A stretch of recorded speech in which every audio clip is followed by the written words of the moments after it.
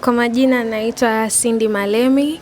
Mimi ni mwanafunzi wa UDSM third year quantity survey. Yeah.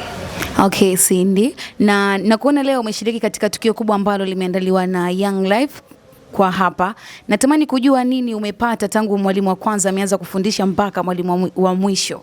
Wewe kama Cindy umetoka huko ukasema ngoja nikashiriki. Umepata kitu gani kipi ambacho unasema nikitoka hapa na kwenda kukifanyia kazi? Okay, kiukweli nimejifunza vitu vingi sana kabla ya kuja hapa. Upendo wa watu kwenye group wanavyokuwa like committed to invite, kwa sababu sio wote tunatokea sehemu moja, lakini wameaccommodate everyone wakielekeza routes, yani that love.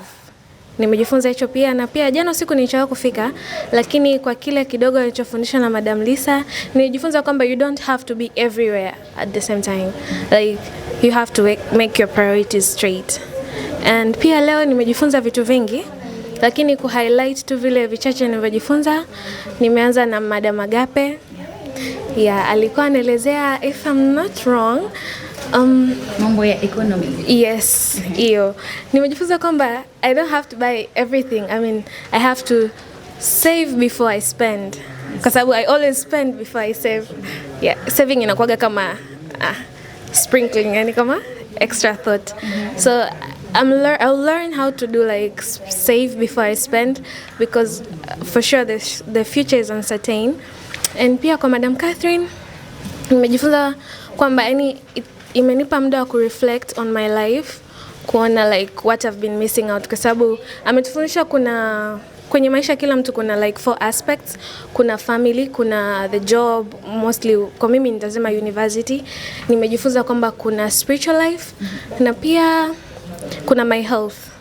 Most times I just put my health first, lakini lately nimejifunza kwamba I'm very behind in my spiritual life, so I have to like tune in, nilock in and anyway.